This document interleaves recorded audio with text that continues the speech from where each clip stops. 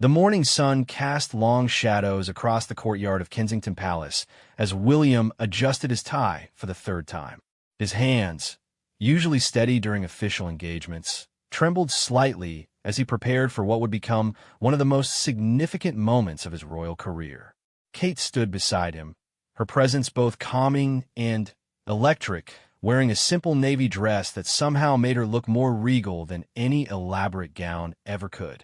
Neither of them knew that within the next few hours, a single unguarded moment would capture the hearts of millions and remind the world why the monarchy still mattered in modern Britain. The day had begun like any other royal engagement, with carefully planned schedules, security briefings, and the usual flutter of activity that surrounded their every public appearance. The couple was scheduled to visit St. Mary's Children's Hospital in Manchester, a routine engagement that had been planned months in advance. Their press secretary, James Morrison, had outlined the day's events during their morning briefing, emphasizing the importance of the hospital's new pediatric wing and the families they would meet. William listened intently, asking questions about the children's conditions and the hospital staff they would encounter. Kate reviewed her notes about the various departments they would visit, paying particular attention to the stories of individual patients she would meet. She had always possessed a remarkable ability to connect with people, especially children, and her genuine interest in their well-being had never been an act for the cameras. Her background in early childhood development made these hospital visits particularly meaningful to her. As their convoy prepared to leave London, neither William nor Kate could have anticipated that their driver, Thomas Henderson, was dealing with his own personal crisis. Thomas had worked for the royal household for 15 years, maintaining an impeccable record of professionalism and discretion. That morning, however, he had received devastating news that his 8-year-old daughter had been rushed to hospital after collapsing at school. The irony was not lost on Thomas that he was driving the royal couple to visit sick children while his own daughter lay in a hospital bed across the city. His wife, Sarah, had been sending updates throughout the morning, each text message making it harder for him to concentrate on his duties. The doctors were running tests, but they had no answers yet about what had caused Lucy's sudden collapse. William noticed Thomas's distraction during their security briefing before departure. The driver's usual cheerful demeanor was replaced by a tense, worried expression that didn't go unnoticed by someone who had spent years reading people's emotions. However, royal protocol dictated that personal matters should never interfere with official duties, and Thomas had said nothing about his family situation.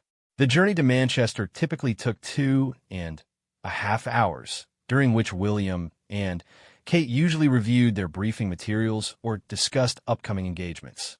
Today felt different from the moment they settled into their seats. Kate observed that Thomas seemed unusually quiet, lacking his characteristic updates about traffic conditions or interesting landmarks they passed. As they traveled north through the English countryside, Kate found herself thinking about her own children and how fortunate they were to have access to the best medical care available. She had always been acutely aware of the privilege that came with her position, but hospital visits always heightened this awareness. The thought of any parent watching their child suffer was something that resonated deeply with her maternal instincts. William was reviewing a report about childhood mental health initiatives when he noticed Kate's contemplative mood. Their ability to read each other's emotions had developed over years of marriage and countless public appearances together. He reached across the seat and squeezed her hand gently, a simple gesture that conveyed understanding without the need for words. The conversation during the drive was lighter than usual, with both of them sharing stories about their own children's recent activities. William recounted George's latest obsession with dinosaurs, while Kate described Charlotte's determined efforts to master riding her bicycle without training wheels. These moments of normal family life provided a welcome contrast to the formal nature of their public roles. As they approached Manchester, Thomas received another text from his wife. This one was different from the others, more urgent in tone. Lucy had taken a turn for the worse, and the doctors were requesting permission to run more invasive tests. His hands gripped the steering wheel tighter as he fought to maintain his composure while navigating through the increasing city traffic. The Royal Protection officers in the following vehicles noticed the slight change in Thomas's driving pattern, but attributed it to the challenging Manchester traffic conditions. What they didn't realize was that Thomas was fighting an internal battle between his professional duty and his overwhelming desire to be with his daughter during what might be the most frightening experience of her young life. When they arrived at St. Mary's Children's Hospital, the usual crowd of well-wishers and media representatives had gathered outside the main entrance. William and Kate emerged from their vehicle with practiced smiles, immediately engaging with the crowd that had waited hours for this brief glimpse of the royal couple. Their natural warmth and genuine interest in the people they met had always set them apart from other members of the royal family. Dr. Patricia Williams, the hospital's chief administrator, greeted them at the entrance with a carefully rehearsed welcome speech. She outlined the day's itinerary, which included visits to several departments, meetings with staff members, and interactions with young patients and their families. The new pediatric wing they were opening had been funded partly through donations raised in their honor, making this visit particularly significant for the hospital community. As they entered the hospital's main corridor, Kate was struck by the colorful artwork that lined the walls, all created by former patients during their stays. The vibrant paintings and drawings served as a testament to the resilience of childhood spirit, even in the face of serious illness. She paused to examine several pieces more closely, genuinely moved by the creativity and hope they represented. William engaged in conversation with several doctors about the latest advances in pediatric medicine, demonstrating his genuine interest in understanding the challenges faced by modern healthcare systems. His questions were thoughtful and well-informed, reflecting the extensive preparation he always undertook before such visits. The medical staff appreciated his sincere engagement rather than the superficial interest they sometimes encountered from other dignitaries. Their first stop was the cardiac unit, where they met with Dr. Sarah Chun, a leading pediatric cardiologist who explained the innovative procedures being performed at the hospital. Kate listened intently as Dr. Chun described how new surgical techniques were helping children with complex heart conditions lead normal lives. The conversation was interrupted when they were introduced to 6-year-old Emma Thompson, who had recently undergone successful heart surgery. Emma was shy initially, but quickly warmed to Kate's gentle approach and genuine interest in her recovery. The little girl proudly showed off her surgical scar, explaining how the doctors had fixed her heart so it could love better. Her innocent explanation brought tears to Kate's eyes, though she maintained her composure while listening to Emma's plans for returning to school and playing with her friends again. William spent considerable time talking with Emma's parents, David and Michelle Thompson, who described the emotional roller coaster of watching their daughter undergo major surgery. Their gratitude toward the hospital staff was evident, but so was the financial strain that Emma's medical care had placed on their family. David worked as a mechanic while Michelle had taken leave from her teaching position to care for Emma during her recovery. The conversation with the Thompson family highlighted the broader issues surrounding healthcare accessibility and the challenges faced by families dealing with childhood illness. William made mental notes about policy discussions he wanted to pursue with government ministers about supporting families in similar situations. These personal encounters always informed his understanding of the real-world impact of political decisions. As they moved through different departments of the hospital, both William and Kate were struck by the dedication of the medical staff and the remarkable resilience of the young patients. In the oncology ward, they met teenagers who spoke about their treatment with remarkable maturity and optimism.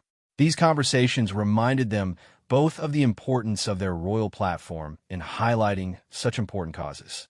Dr. Williams guided them to the new pediatric wing, where a small ceremony was planned to officially open the facility. The wing had been designed with input from child psychologists to create an environment that felt less clinical and more welcoming to young patients. Bright colors, interactive displays, and family-friendly spaces were incorporated throughout the design to reduce the anxiety often associated with hospital visits. Kate was particularly impressed by the family accommodation areas, which allowed parents to stay close to their children during extended treatments. Her own experience as a mother made her acutely aware of how important parental presence could be during a child's medical crisis. She engaged in detailed discussions with the architects and designers about the research that had influenced their choices. The official opening ceremony was scheduled to take place in the wing's central atrium, where approximately 50 people had gathered, including hospital staff, local dignitaries, patients' families, and media representatives.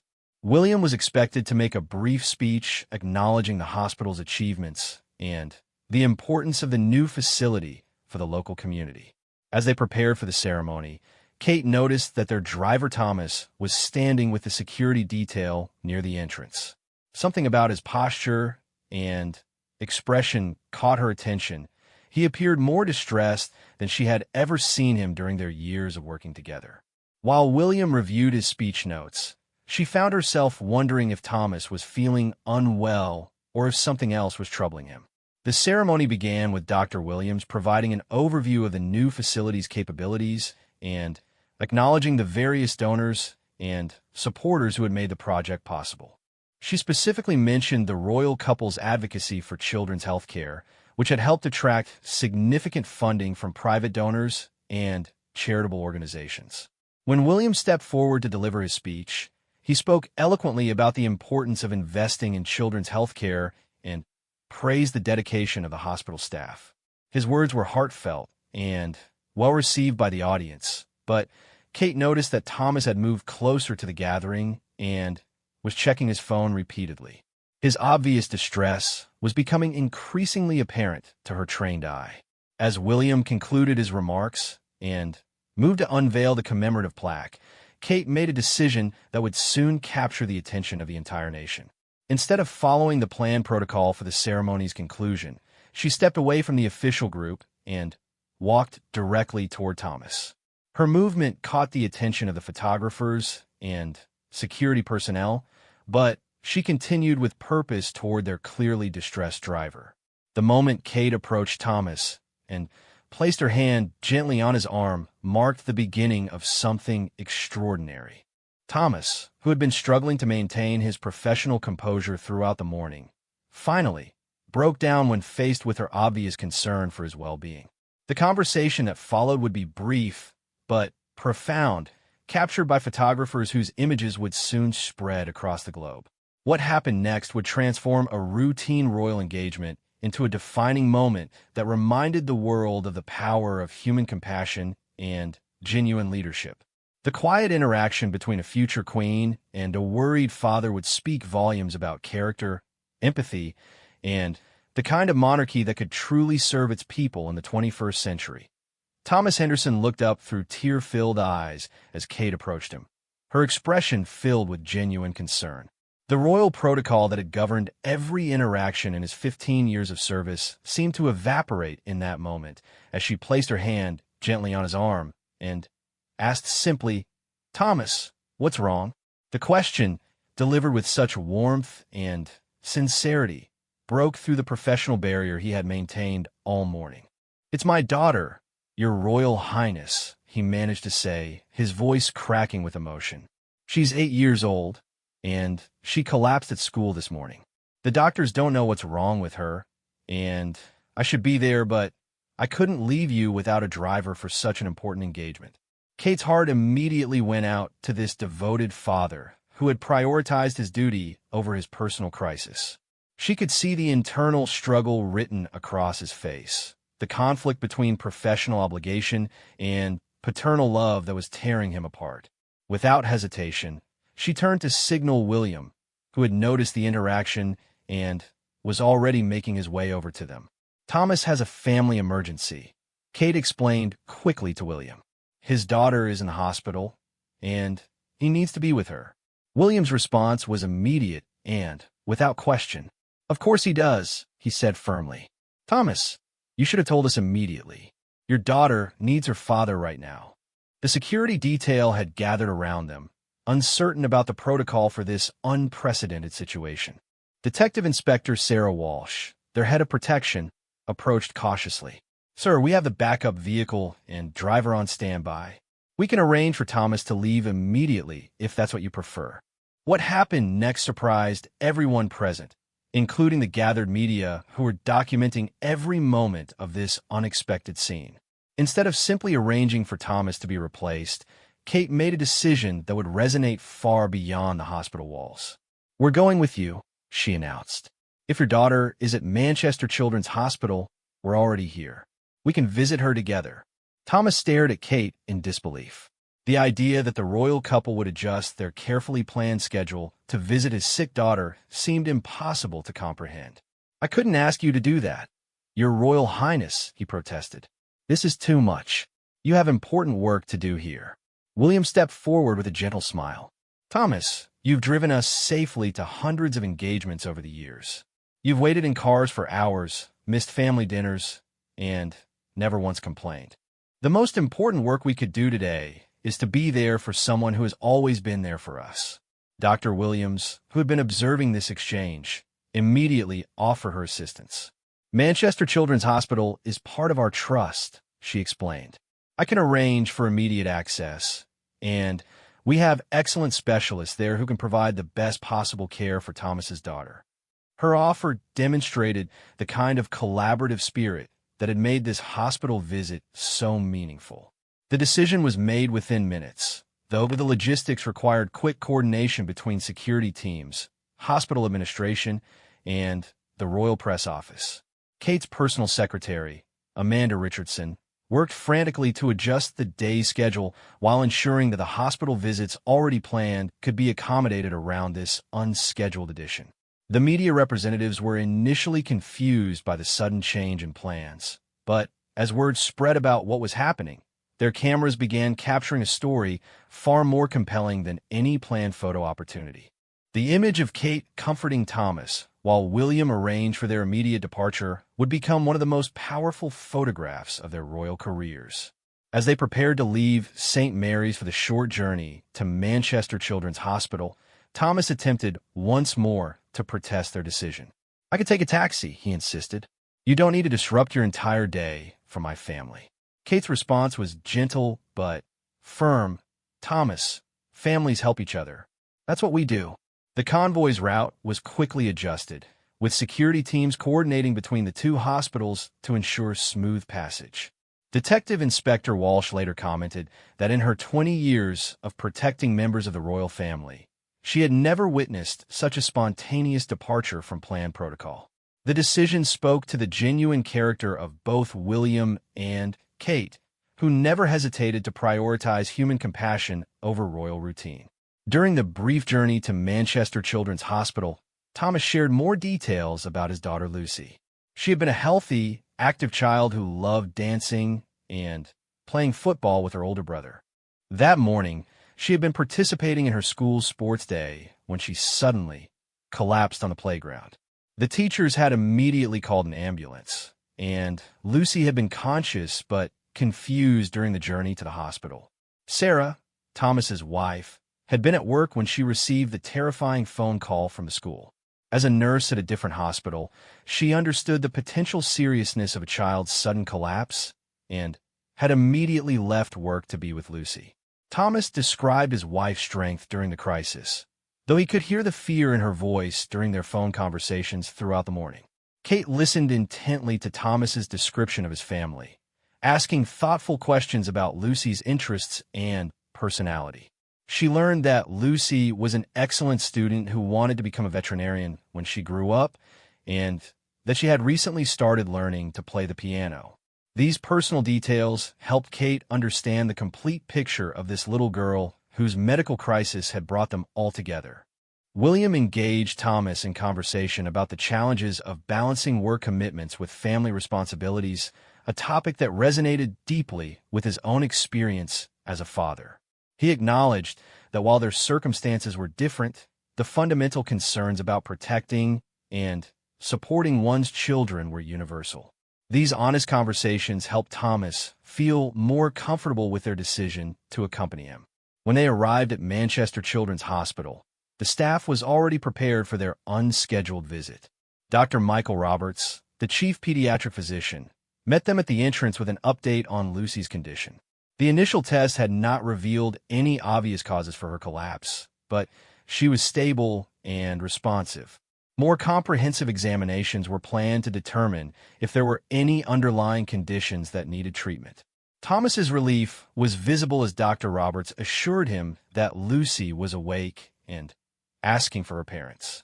The doctor explained that while they needed to run additional tests, her vital signs were strong and there were no immediate concerns for her safety. The medical team was being thorough in their evaluation to ensure they didn't miss anything that could pose future risks. Sarah Henderson had been sitting beside Lucy's bed for hours when she received the unexpected call that Thomas was arriving with the Duke and Duchess of Cambridge.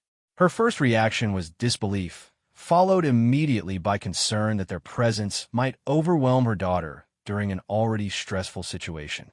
However, her husband's voice on the phone conveyed the genuine warmth and compassion that had motivated their decision to come. When the group entered Lucy's room, they found a brave little girl who was clearly tired but alert. She had been asking repeatedly when her daddy would arrive, and her face lit up when Thomas hurried to her bedside. The reunion between father and daughter was emotional, with Lucy immediately reaching for Thomas's hand and asking if the doctors would be able to figure out what had happened to her. Kate approached Lucy's bedside with a gentle manner that had made her so effective in her work with children's charities. She introduced herself simply as Kate and asked Lucy about the stuffed elephant she was holding tightly. Lucy explained that Ellie was her favorite toy and always helped her feel better when she was scared. The connection between Kate and Lucy was immediate and natural. William spent time talking with Sarah Henderson, acknowledging how frightening the day must have been for her as a mother and as a medical professional who understood the potential implications of Lucy's symptoms. Sarah later described his approach as genuinely caring, without any of the awkwardness that sometimes accompanied interactions with public figures. Dr. Roberts provided a detailed explanation of the tests they were conducting, ensuring that both parents understood each step of the diagnostic process. Kate asked informed questions about pediatric care, drawing on her extensive experience with children's hospitals and medical charities. Her genuine interest in understanding Lucy's care impressed the medical team, who appreciated her thoughtful engagement with the details. The conversation in Lucy's room was light and encouraging, with Kate and William focusing on helping the young patient feel more comfortable rather than dwelling on the medical uncertainties. Kate learned about Lucy's love of animals and her dreams of becoming a veterinarian, while William discovered her passion for football and her support for Manchester United. Lucy was initially shy about meeting such famous visitors, but their natural warmth quickly put her at ease. When Kate complimented her dancing skills, which Thomas had mentioned during their journey, Lucy brightened and promised to show her some moves once the doctors said she could get out of bed. The interaction demonstrated Kate's ability to connect with children on their own level. As they spent time with the Henderson family, other patients, and families in the pediatric ward began to realize what was happening. Word spread quickly through the hospital that the Duke and Duchess of Cambridge were visiting, but rather than creating disruption, their presence seemed to generate a positive energy throughout the department. Dr. Roberts invited William and Kate to meet with other families whose children were receiving treatment in the hospital. The unplanned nature of these interactions made them particularly meaningful, as there was no formal structure or time pressure guiding the conversations. Parents shared their experiences with remarkable openness, and the royal couple listened with genuine attention and empathy. One family they met was dealing with their 5-year-old son's leukemia treatment, which had been ongoing for several months. The parents described the emotional and financial challenges of managing their child's care while trying to maintain normal life for their other children. Kate's questions demonstrated her understanding of the complex family dynamics that serious childhood illness creates. Another conversation was with the grandparents of a newborn who had been born with a heart defect requiring immediate surgery. They described the terror of watching such a tiny baby undergo major medical procedures, and their gratitude for the skill and compassion of the hospital staff. William's response showed his appreciation for the dedication of healthcare workers and the challenges they face daily. Throughout these impromptu meetings, Thomas remained close to Lucy's bedside, finally, able to focus completely on his daughter without the worry about neglecting his professional duties.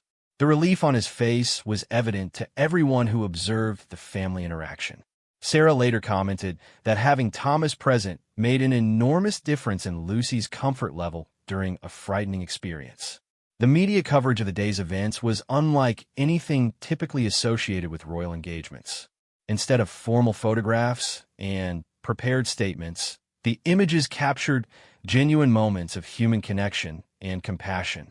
The story resonated with people across the country who recognized the authentic nature of William and Kate's response to Thomas's family crisis. As the afternoon progressed and Lucy's test results began to come back normal, the atmosphere in the room became increasingly optimistic. Dr. Roberts explained that while they would continue monitoring her overnight, the initial indications suggested that her collapse might have been related to dehydration and overexertion rather than any serious underlying condition. The relief in Thomas and Sarah's expressions was unmistakable as the medical news improved throughout the day. Lucy herself seemed to gain energy as she realized that she would likely be going home soon, and her natural personality began to shine through the worry and fatigue of the morning's event.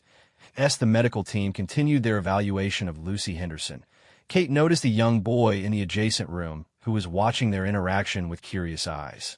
8-year-old Marcus Williams had been a patient in the hospital for 3 weeks, receiving treatment for a rare autoimmune condition that had left him weak and confined to his bed for extended periods. Marcus's mother, Janet Williams, approached Kate hesitantly. "I'm sorry to interrupt," she said quietly, "but Marcus has been watching everything that's happened today, and I think it's given him more hope than he's had since we arrived here. Would it be possible for him to meet you briefly?" Kate's immediate response was to ask Janet to introduce her to Marcus, demonstrating once again her genuine care for children facing medical challenges. William, meanwhile, had engaged Dr. Roberts in a detailed conversation about the hospital's funding challenges and the innovative treatments being developed for pediatric patients. The doctor explained how research partnerships with universities and pharmaceutical companies were enabling them to offer cutting-edge therapies that weren't available even 5 years ago. Williams' questions revealed his genuine interest in understanding the complexity of modern healthcare delivery. Marcus Williams proved to be an extraordinarily articulate young patient who described his condition and treatment with remarkable maturity. He had been diagnosed with juvenile dermatomyositis, a rare inflammatory disease affecting his muscles and skin. The condition had forced him to miss months of school, but he had been keeping up with his studies through online learning and visits from hospital teachers. Kate was struck by Marcus's positive attitude despite the challenges he faced. He spoke enthusiastically about his love for astronomy and his dream of becoming a space scientist. His room was filled with books about planets and space exploration, gifts from teachers, and classmates who visited regularly. Kate spent considerable time looking at his collection and listening to his explanations of different space missions and discoveries. The conversation with Marcus led to an impromptu visit to the hospital's educational facility, where children receiving long-term treatment could continue their studies. The teacher, Mrs. Patricia Davies, explained how they adapted curriculum to accommodate various medical treatments and energy levels. Kate observed several young patients working on different subjects, all demonstrating remarkable determination to continue learning despite their health challenges. William joined a mathematics lesson where 3 teenagers were studying algebra while managing their respective treatment schedules. 15-year-old Sophie Chun was preparing for her GCSE examinations despite ongoing chemotherapy for lymphoma. Her dedication to maintaining her academic progress impressed William, who spent time discussing her plans for university and career goals in biomedical research. The education facility highlighted another aspect of pediatric healthcare that the royal couple hadn't previously considered in depth. These children weren't just patients. They were students, athletes, artists, and dreamers whose illnesses had temporarily interrupted their normal development. The hospital's commitment to supporting their complete growth was evident in every aspect of the educational program. Dr. Roberts introduced them to the hospital's child psychologist, Dr. Emma Thompson, who explained the importance of addressing the emotional and psychological aspects of childhood illness. Many children struggled with feelings of isolation, fear about their future, and confusion about why they were different from their healthy peers. The psychological support services were as crucial as the medical treatments in ensuring successful recovery. Dr. Thompson shared stories about children who had overcome significant medical challenges and gone on to achieve remarkable success in their chosen fields. A former patient had recently graduated from medical school and was now training to become a pediatric surgeon. Another had represented the country in Paralympic swimming after losing a leg to bone cancer during childhood. These success stories resonated deeply with William and Kate, who understood the importance of providing hope and inspiration to families facing uncertain medical outcomes. They requested information about how they could better support the hospital's psychological services through their charitable work, recognizing this as an often overlooked aspect of pediatric healthcare. The conversation was interrupted by exciting news from Dr. Roberts about Lucy Henderson's condition. The comprehensive tests had revealed that her collapse was indeed related to severe dehydration combined with low blood sugar, likely caused by not eating breakfast before participating in vigorous physical activity at school. While the incident had been frightening, there appeared to be no underlying medical conditions requiring ongoing treatment. Thomas and Sarah Henderson's relief was overwhelming as Dr. Roberts explained that Lucy could be discharged the following morning after an overnight observation period. The young girl herself seemed to understand that she was going to be fine, and her energy levels were returning to normal as the day progressed. She asked her parents if she would be able to participate in her dance recital the following weekend. Kate returned to Lucy's bedside to share in the family's joy about the positive diagnosis. Lucy had become increasingly comfortable with her famous visitors and was now chatting freely about her school, her friends, and her various activities. She proudly showed Kate some drawings she had made during her hospital stay, including one that featured a princess helping sick children. The drawing particularly touched Kate, who recognized that Lucy had processed the day's events by creating art that reflected her experience of receiving help during a frightening time. The image showed a clear understanding that people in positions of privilege and power could use their influence to care for those who needed support. Lucy's artistic interpretation of compassion was both innocent and profound. William spent time with Thomas, acknowledging the difficult position he had been placed in by trying to balance his professional duties with his family crisis. Thomas expressed his gratitude repeatedly, but William consistently redirected the conversation to emphasize that supporting each other during difficult times was simply the right thing to do, regardless of their respective roles. The conversation led to a broader discussion about the challenges faced by working parents when children become seriously ill. Thomas described the financial pressures that many families experienced when parents needed to take extended time away from work to care for sick children. These personal insights provided William with valuable perspectives for his future advocacy work on family support policies. As the afternoon drew toward evening, the hospital's communications team had been working to manage the unprecedented media interest in the day's events. The spontaneous nature of the royal visit had created a story that resonated far beyond the usual coverage of official engagements. News organizations around the world were reporting on William and Kate's decision to abandon their planned schedule to support a member of their staff during a family emergency. The photographs of Kate comforting Thomas and the subsequent images of the royal couple spending time with sick children had generated an overwhelmingly positive response from the public. Social media was filled with comments praising their authentic compassion and their willingness to prioritize human needs over royal protocol. The story was being shared across multiple platforms with messages of support and admiration. Dr. Williams from St. Mary's Hospital arrived at Manchester Children's Hospital to check on the situation and coordinate the completion of the day's original itinerary. She was amazed by the positive energy throughout the pediatric ward, with staff members describing how the unplanned royal visit had lifted spirits among patients, families, and medical personnel alike. The hospital's charitable foundation reported that donations had begun pouring in within hours of the story breaking in the media. People across the country were inspired by what they had witnessed and wanted to contribute to the hospital's work with sick children. The unexpected fundraising boost would enable expanded services and equipment purchases that had previously been deferred due to budget constraints. Kate used the opportunity to learn more about the hospital's ongoing needs and challenges. She spoke with nurses about staffing levels, learned about equipment that required updating, and discussed the facility improvements that would most benefit young patients and their families. These conversations provided her with concrete information she could use in future advocacy efforts for children's health care. William engaged with hospital administrators about the broader systemic issues affecting pediatric healthcare delivery. He learned about waiting times for specialist appointments, the impact of funding cuts on services, and the innovative partnerships being developed to improve patient outcomes. These discussions informed his understanding of how royal influence could be most effectively used to support healthcare improvement. The medical staff was particularly impressed by the depth of William and Kate's engagement with the complex issues surrounding children's healthcare.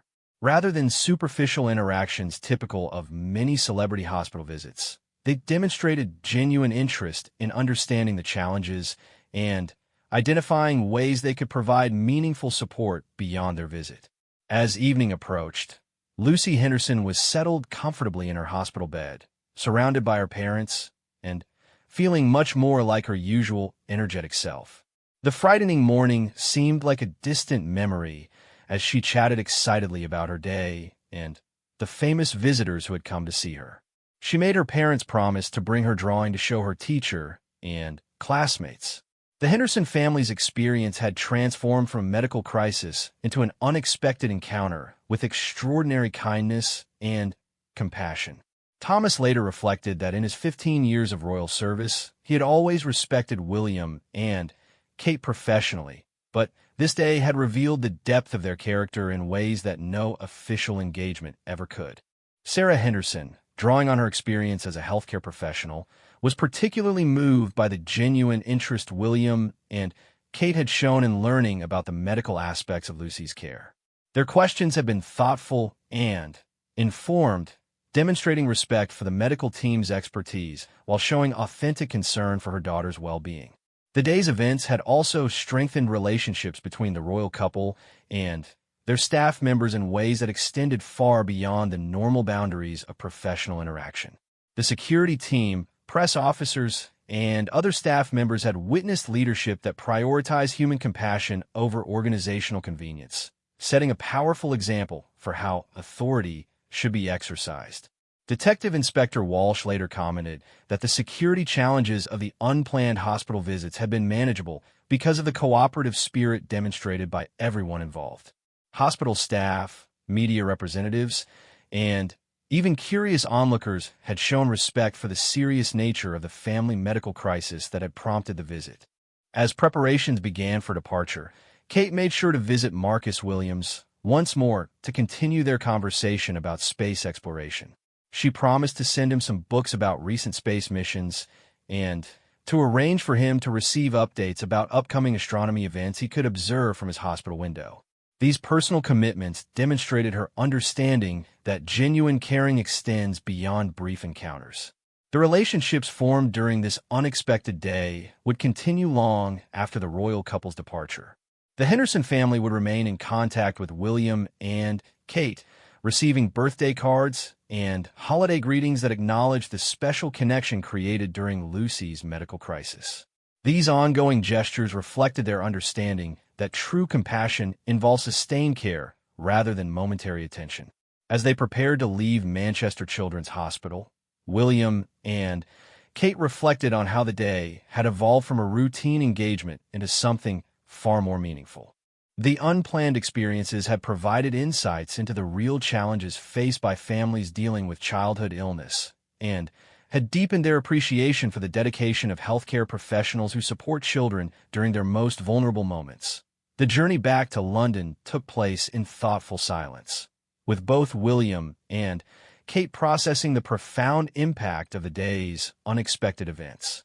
Thomas Henderson sat behind the wheel once again, his earlier distress replaced by visible relief and gratitude.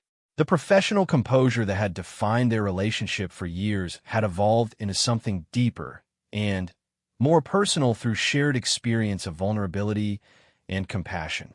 During the drive, Kate found herself thinking about the broader implications of what had transpired.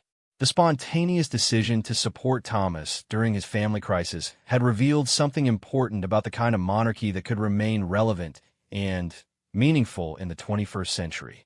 Their actions had demonstrated that true leadership involved recognizing the humanity in everyone they encountered, regardless of their position or role. William reflected on the contrast between the day's planned activities and what had actually occurred. The official hospital opening at St. Mary's had been important and well executed, but the unscripted time spent with the Henderson family and other patients at Manchester Children's Hospital had created connections that would endure long after any ceremonial plaque was forgotten. The most meaningful royal work, he realized, often happened when they set aside protocol to respond to genuine human need.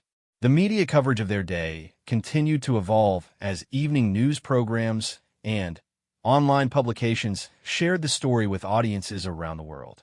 The narrative that emerged focused not on royal glamour or ceremonial duty, but on the simple act of showing up for someone who needed support. Commentators noted that this approach to royal responsibility offered a model for public service that prioritized substance over spectacle. Social media platforms were flooded with personal stories from people who had been touched by similar acts of kindness from strangers, colleagues, or acquaintances during their own family crises. The royal couple's actions had prompted thousands of people to reflect on moments when someone had chosen compassion over convenience in their own lives. The ripple effect of their decision extended far beyond the original hospital visit. Thomas glanced in the rearview mirror at his passengers, who had become something more than employers during the course of the day. He thought about Lucy, safely tucked in her hospital bed with the promise of coming home tomorrow, and about the extraordinary kindness that had transformed one of the worst days of his life into something he would treasure forever. His wife Sarah had texted that Lucy had fallen asleep clutching the small stuffed toy that Kate had given her from the hospital gift shop. The conversation during the return journey was reflective rather than celebratory. Kate shared her thoughts about the educational programs she had observed at the hospital and her ideas for expanding support for children's learning during medical treatment. William discussed the healthcare funding challenges that Dr. Roberts had described and considered how royal advocacy might help address systemic issues affecting pediatric medicine. Both of them were struck by the resilience they had witnessed among the young patients. Children like Marcus Williams and Lucy Henderson had faced frightening medical situations with courage that exceeded what many adults could muster under similar circumstances. Their strength had been inspiring, but it had also highlighted the importance of ensuring that every child had access to the comprehensive support systems necessary for successful recovery. Amanda Richardson, Kate's personal secretary, had spent the afternoon coordinating with various charitable organizations to identify concrete ways that the royal couple could provide ongoing support to the hospitals they had visited.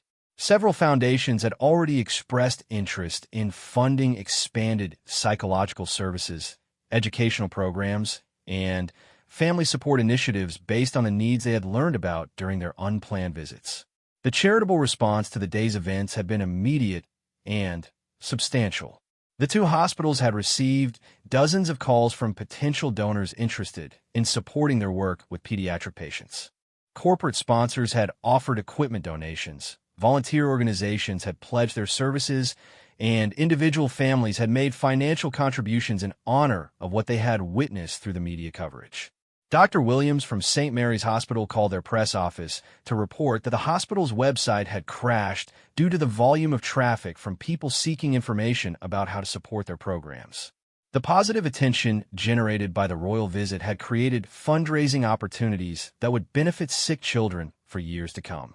The hospital's board of directors was planning to establish a new family support fund inspired by the day's events. At Manchester Children's Hospital, Dr. Roberts was fielding inquiries from medical professionals around the country who wanted to learn more about their integrated approach to pediatric care. The attention had created opportunities for sharing best practices and developing collaborative programs between children's hospitals. The royal visit had unexpectedly provided a platform for advancing pediatric healthcare beyond the walls of a single institution. Lucy Henderson's teachers at her primary school had organized a card-making session where her classmates created get-well wishes for her recovery. The cards would be delivered to the hospital the following morning when her parents came to take her home. Her teacher, Mrs. Sarah Mitchell, had used the day's events as an opportunity to discuss kindness and helping others with the entire class, creating a lesson that would resonate with the children long after Lucy's return. The security team's after-action report highlighted the professional manner in which everyone had adapted to the changing circumstances throughout the day. Despite the unplanned nature of much of their activity, safety protocols had been maintained and public interactions had proceeded smoothly. The flexibility demonstrated by all parties had enabled meaningful engagement without compromising security or creating disruption for hospital operations.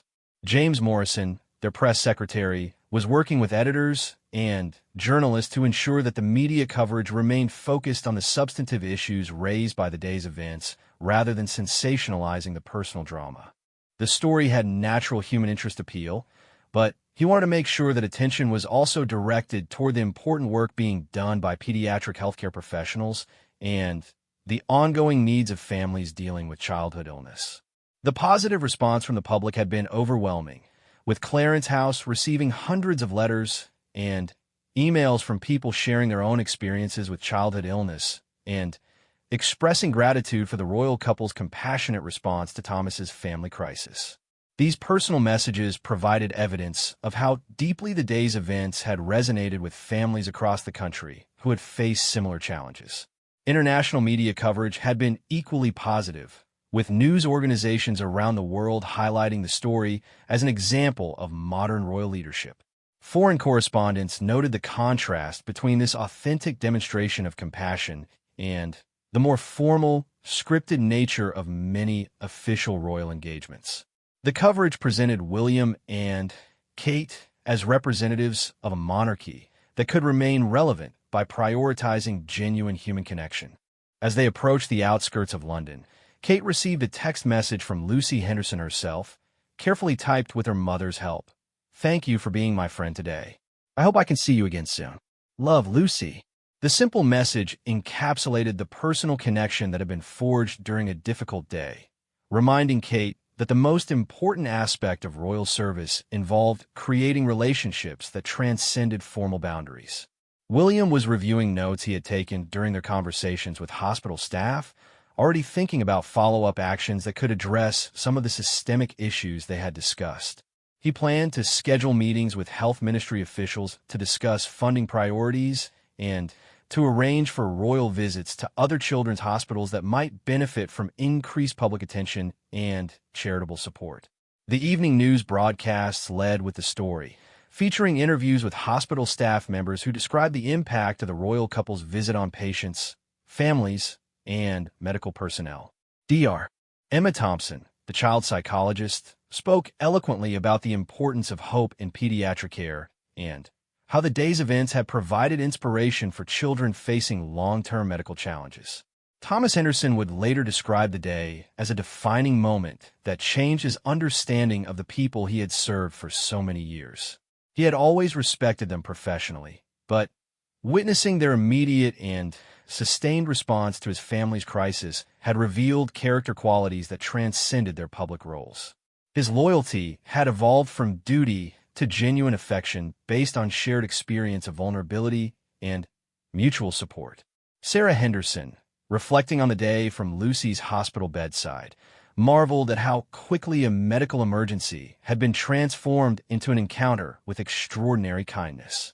As a healthcare professional herself, she had often observed how crisis situations revealed people's true character. What she had witnessed exceeded anything she could have imagined, providing her family with a story they would treasure for generations.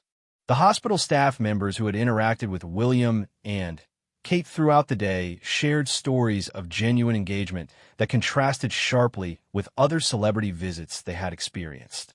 The royal couple had asked thoughtful questions, listened carefully to responses, and demonstrated respect for medical expertise that impressed seasoned healthcare professionals who were accustomed to superficial interactions with public figures.